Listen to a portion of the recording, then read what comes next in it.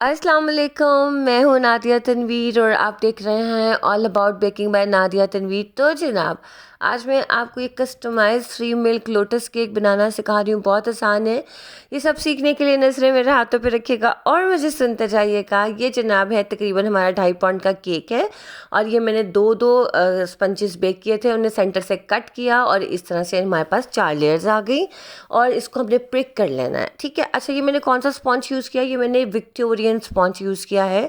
आपको पता है ज़्यादातर मैं यूज़ करती हूँ 1 घंटे के साथ 40 ग्राम मैदे वाली, लेकिन 3 मिल्क केक बनाने के लिए अगर तो आप विक्टोरियन स्पॉन्ज यूज़ करो, बेस्ट रहता है। अब मैं इसको किससे सोक कर रही हूँ? मैं इसको सोक कर रही हूँ जनाब, ये कंडेंस मिल्क है, डेयरी क्रीम है हमारी और साथ में दूध है। इसकी मेजरमेंट मैं आपको लिख के बता दी है, आप इसे नोट डाउन कर लो। ठीक है। अच्छा जनाब, मैं 2 दिन एब्सेंट रही, इस वजह से आपको पता है रमज़ान है। हाँ जी, सबसे पहले तो आप सबको रमज़ान की बहुत मुबारकबाद। अल्लाह ताला इस महीने से हमें फ़ायदा उठाने की तौफ़ीक अता फ़रमाए और हमारी नेकियों में इजाफ़ा करे, हमारे गुनाहों को माफ़ करे। बहुत सारा, बहुत ही बरकतों वाला ये प्यारा महीना है और हमें तौफ़ीक हो कि हम इससे फ़ायदा उठा सकें। आमीन सुमा आमीन। तो जनाब, इतवार को थी इफ्तारी मेरे ससुराल की, मेरे घर में, और कल मेरी इफ्तारी थी कहीं बाहर में, तो इस वजह से मुझे बिल्कुल टाइम नहीं मिला। और दूसरी बात यह है कि रमज़ान में ना वैसे भी मुझे लगता है लोगों का टाइम कम हो जाता है, स्क्रीन टाइमिंग कम हो जाती है, बात है टाइम बढ़ जाता है। मैं अपनी बात करूँ तो मैं खुद बहुत कम फेसबुक ग्रुप देख रही हूँ, क्योंकि पूरा साल ही आप काम करते हो, लेकिन कुछ महीने होते हैं जो आपसे पूरा प्रॉपर तवज्जो मांगते हैं आपकी प्योरीफिकेशन के लिए, और यही वक्त होता है जब आप खुद को अल्लाह के करीब महसूस करते हैं। अच्छा जी जनाब, बातें तो हमारी चलती रहेंगी। मैं आपको अपनी एब्सेंस का बता रही थी कि इस वजह से मैं एब्सेंट थी। और पता है रमज़ान में ना वीडियोस बनाना बहुत मुश्किल है, ऑर्डर वर्क वैसे ही कम होता है, ऑर्डर्स आते नहीं हैं ज़्यादा, रमज़ान में ना कम होते हैं। लोग बर्थडेज भी थोड़ी कम कर रहे होते हैं, लेकिन ऑब्वियसली जिन्होंने बनवाना है वो बनवाते हैं। अच्छा जी, ये देखो बातों ही बातों में ना मैं अपने केक को सोक कर रही हूँ इस कंडेंस मिल्क से, और ये वाला जो है मिल्क पैक क्रीम वाला जो हमने दूध बनाया है, मैं अभी आपको बताती हूँ इसकी डिटेल। आप देखो, इसको सोक होने में टाइम लग रहा है, इस वजह से टाइम लग रहा है, दूध खड़ा हो जाता है। इधर जो हमने मिल्क है सोकिंग वाला, वो इस पर स्टे अभी इतनी जल्दी अब्जॉर्ब नहीं होता। उसकी वजह ये है कि दूध गाढ़ा होता है, हैवी होता है। हमने इसके अंदर कंडेंस मिल्क डाला हुआ होता है, वो भी दूध को गाढ़ा थिक कर देता है। इसी तरह हमने जब उसमें मिल्क पैक क्रीम डालते हैं, डेयरी क्रीम डालते हैं, वो भी हमारा जो होता है थिक हो जाता है। हमारा मिल्क जो है उसको फिर हम सोक करने के लिए, जब आपको लगे कि ये इसी तरह से ऊपर स्टे कर गया है, मिल्क अंदर अब्जॉर्ब नहीं हो रहा, आपने प्रिक प्रिक करते जाना है। This is the best way. अच्छा जी, मुझे बहुत रिक्वेस्ट थी नादिया, हम 3 मिल्क केक हम कस्टमाइज बना सकते हैं। सोने बना सकते हो, उसमें कोई हर्ज नहीं है, लेकिन जब आप बनाते हो उसका एक प्रॉपर तरीका है। अब ये देखो, ये केक जो है ये मेरा ऑर्डर का ही केक था। ऑर्डर से मुराद ये थी कि मेरी नेबर वाली आंटी ने कहा था और मैं उनको मना नहीं कर पाई। ये सैटरडे का केक था। ठीक है। तो ये मेरे पास 25 बनने पड़े थे, मैंने फटाफट इसको सोकिंग वगैरह की और मैंने उनको भेज दिया। तो सादा सही केक उन्हें चाहिए था रोज़ों से पहले। ठीक है। अब ये देखो, ये मैंने केक जो सोक करके रखे हैं, ये मैंने सुबह तकरीबन 8 बजे के करीब इनको सोक किया और मैंने इसको फ्रिज में रख दिया तकरीबन तकरीबन आप समझो कि 8 घंटा के लिए। अच्छे से सॉफ्ट हो जाते हैं वो, अंदर से पूरा दूध जो है एब्जॉर्ब कर लेते हैं। उसके बाद हम दोबारा से उसको जो है ना स्टैक करना स्टार्ट करते हैं। ठीक है। अच्छा, ये तो मुझे अर्जेंट ऑर्डर था तो मैंने ऐसा किया, लेकिन अगर मैं आम तौर पे टाइम होता मेरे पास तो मैं क्या करती, एक दिन पहले मैंने रात को पूरी तरह लेयर्स को सेपरेट सेपरेट सोक करके सारे ये इस तरह के मिल्क के साथ हमने इसको पूरी रात फ्रिज में रखना था। फिर हमने इसकी स्टैकिंग करनी थी, उसके बाद हमने इसकी फाइनलाइजिंग करनी थी। समझ आई? आपने जब इसको अच्छे से आपका दूध इसमें एब्जॉर्ब हो गया, उसके बाद आपने दोबारा से इसको थोड़ा सा और दूध इसमें डालना है। आपको अंदाज़ा हो जाए कि यार ये अच्छा अभी भी इसके दूध को एब्जॉर्ब कर रहा है कि नहीं कर रहा। अगर मज़ीद नहीं कर रहा तो इसका मतलब है छोड़ दें। इसके बाद आप करोगे तो उसमें से लीकेज स्टार्ट हो जाएगी। ठीक है, ये एक टिप होती है। और आपने इसमें क्रीम भी कम लगानी है, क्योंकि हम नहीं चाहते लेयर्स के ऊपर वज़न आए। जैसे ही लेयर्स पे वज़न आएगा, जो उसमें मिल्क हमने इतना अच्छे से डाला है वो बाहर निकलना शुरू हो जाएगा, ऐसे ड्रॉप ड्रॉप निकलना शुरू हो जाता है। अक्सर लोग कहते हैं जी हमारा कस्टमाइज केक 3 मिल्क बना दो, जो कि उसके ऊपर हज़ारों टॉपर्स भी लगा दो, ये भी कर दो वो भी कर दो। एक कॉमन सी सेंस है कि आप एक स्पंज है, लेट्स सपोज आपके पास स्पंज है, वो पानी में आपने डिप किया, वो कितना वजनी हो जाता है आपका स्पंज जिससे हम बर्तन वगैरह धोते हैं। अब आप उसके ऊपर कोई एक चीज़ रखोगे, आप प्याली रखोगे, ठीक है, अगर प्याली में पानी भर के रखोगे, वजन से जैसे ही वो स्पंज के ऊपर वजन जाएगा प्याली का, उसमें से पानी निकलना शुरू हो जाएगा। तो ये आपने एक जो बेसिक इसका कंसेप्ट है या लॉजिक है 3 मिल्क केक का, वो आपने जहन में रखना है। देखो मैंने कितनी एहतियात से लेयर्स उठा के रखी हैं। लेयर्स को स्टे कराने का मकसद ये है कि इसके अंदर जो दूध है, जो क्रीम है, जो कंडेंस मिल्क है, वो अपनी शेप होल्ड कर ले और वो थोड़ा सा कैसे मैं बताऊँ, थिक थिक सा हो जाए, जैसे रसमलाई नहीं होती उस तरह से गाढ़ा हो जाए। अच्छा जी, इसकी जो मेजरमेंट है ये मैंने आपको लिख के बता दी है। आप इसमें अगर दूध थोड़ा बच भी जाता है ना, आप लोग कहते हो पूरी पूरी मिकदार हमें नादिया बताए कि 1 इंच या 1 मिलीमीटर भी ऊपर ना हो, एक कतरा भी नीचे ना जाए, ऐसा नहीं होता। आपकी सोकिंग प्रोसेस और हो सकता है, आपका जो केक के स्पंचेस हैं उनका टेक्सचर और हो सकता है। आपको जो मैंने निशानी बता दिया कि जब वो दूध अपने अंदर सॉप करना ख़त्म कर दे, यानी कि आप दूध उसके अंदर डालो और वो बाहर निकलना शुरू हो जाए, इट्स मीन डन। इससे ज़्यादा नहीं करना आपने। ये 3 मिल्क केक का बेसिक कंसेप्ट या सारी दुनिया की वीडियोस उठा के देख लो, लेकिन मैं आपको अपना एक्सपीरियंस बता रही हूँ कि अगर आपने कस्टमाइज 3 मिल्क केक बनाना है तो आपने अपनी लेयर्स को सेपरेट सेपरेट सोक करके आपने उसको अच्छा टाइम देना है।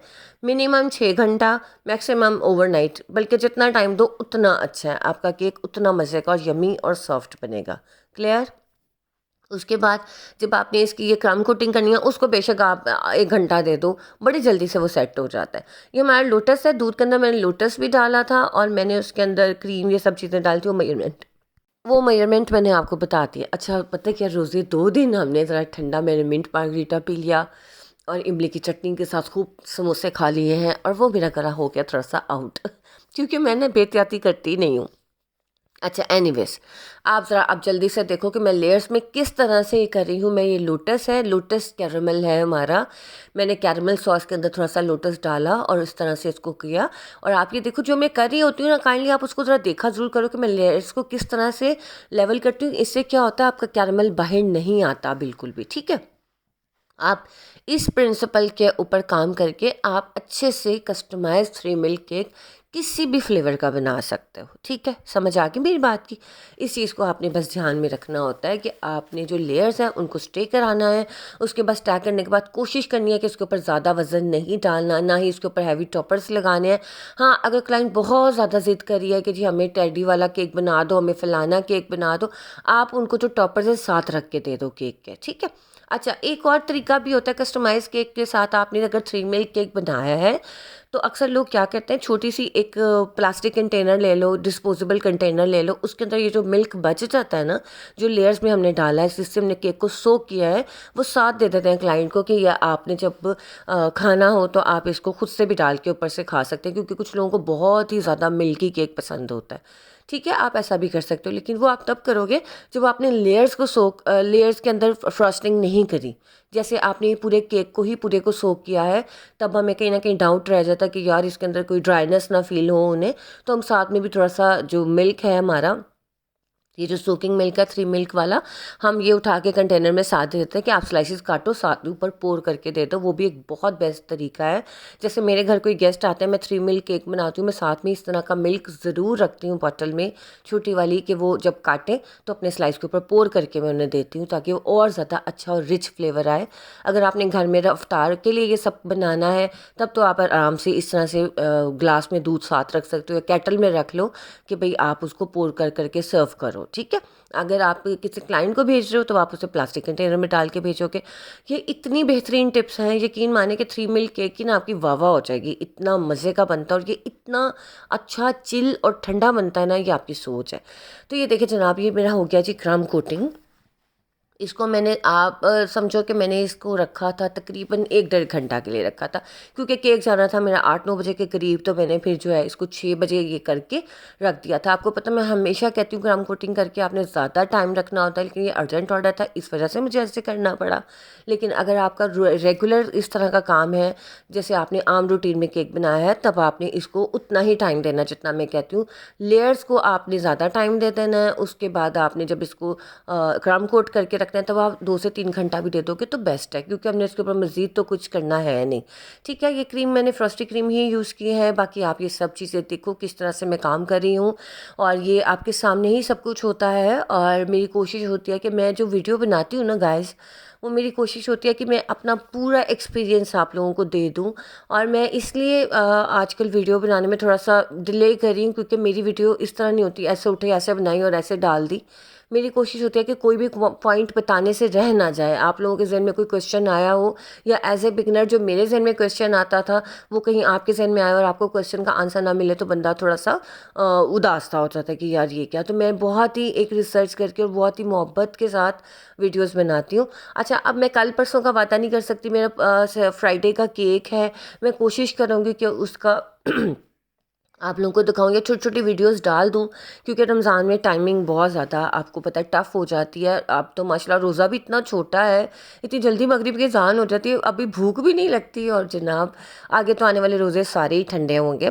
अच्छा जनाब, ये ज़रा जल्दी से पॉइंट नोट कर लीजिए कि मैंने ये जो हमारा लोटस था, लोटस स्प्रेड को मैंने पतला किया किस चीज़ से। मैंने इसके अंदर 2 टेबलस्पून भर के वेजिटेबल ऑयल का डाला, जो आम ऑयल हम यूज़ करते हैं खाना पकाने में, आप उसी को ही डालोगे, उसी से आपने पतला करना है। ना ही इसके अंदर दूध डालना है, ना ही पानी डालना है। ये गाढ़ा होगा, स्प्रेडेबल कंसिस्टेंसी में नहीं आता या पोरिंग कंसिस्टेंसी में नहीं आता, तो उसके लिए आपको इसके अंदर ऑयल डाल के इसे पतला करना होगा। बाकी किसी चीज़ से पतला नहीं करना। ना ही आपने इसके अंदर इसको माइक्रोवेव करना है, ये फ़ौरन से ना जुड़ जाएगा, ठीक हो जाएगा। तो ये मेरा पर्सनल एक्सपीरियंस है, आप लोग भी इसको आजमा सकते हो। अच्छा अच्छा जनाब, अब आप ये देखो जो इसके ऊपर आप राइट साइड पे देख रहे हो मेरे केक, ये वाला केक मैं इंशाल्लाह कल बनाऊँ, फ्राइडे को बनाऊंगी, वो सारी डिटेल में आपको बताऊंगी। अच्छा, आप ये देखो कि मैंने राइट साइड से थोड़ी सी क्रीम मोटी लगा दी थी नोज़ल वर्क से, तो उससे केक का बिल्कुल ही ऐसे चेंज हो गया कि भाई आपको केक एक तरफ से उठा उठा सा लग रहा है। सिर्फ और सिर्फ नोज़ल वर्क में अगर आप थोड़ी सी नोज़ल में आपकी जो पाइपिंग की जो निकलेंगे फ्लावर्स, अगर वो थोड़े से मोटे हैं तो आपके केक का टेक्सचर ही चेंज होने लग जाता है। लेकिन ये एंड पे थोड़ा सा मेरे से जल्दबाजी हो गई, जिसकी वजह से मुझे एक तरफ से केक उठा हुआ लगा। लेकिन अल्हम्दुलिल्लाह केक उन्हें बहुत पसंद आया, और ये मैंने आपको 3 मिल्क केक सिखा दिया है। आप इसकी जैसे मर्ज़ी डिज़ाइनिंग कर सकते हो, वो आपकी अपनी चॉइस है। ठीक है, चलिए जनाब, इंशाल्लाह कोशिश करूँगी कि रेगुलर वीडियो डालूँ, नहीं तो फिर इंशाल्लाह हाजिर तो मैं होती रहूँगी, आप लोगों के साथ इन टच रहूँगी। रमज़ान है, थोड़ा सा हमें एक दूसरे का ख्याल करना होगा। और यूट्यूब का तो आपको पता ही है, यूट्यूब का ना अपना ही दिमाग है, वो बस ज़रा सा आप 1 से 2 दिन वीडियो ना डालो, वो आपके चैनल को बिल्कुल डेड कर देता है, वो अब व्यूज़ ही नहीं लेके आता। तो अब हम क्या कर सकते हैं भाई, अपनी पर्सनल लाइफ भी तो हमने देखनी है ना। तो जनाब इंशाल्लाह मैं नई वीडियोस के साथ हाजिर होंगी, तब तक अपना ख्याल रखिए। रमज़ान में मुझे दुआ में ज़रूर ज़रूर ज़रूर याद रखना है। ठीक है, चले जी, अल्लाह हाफिज़।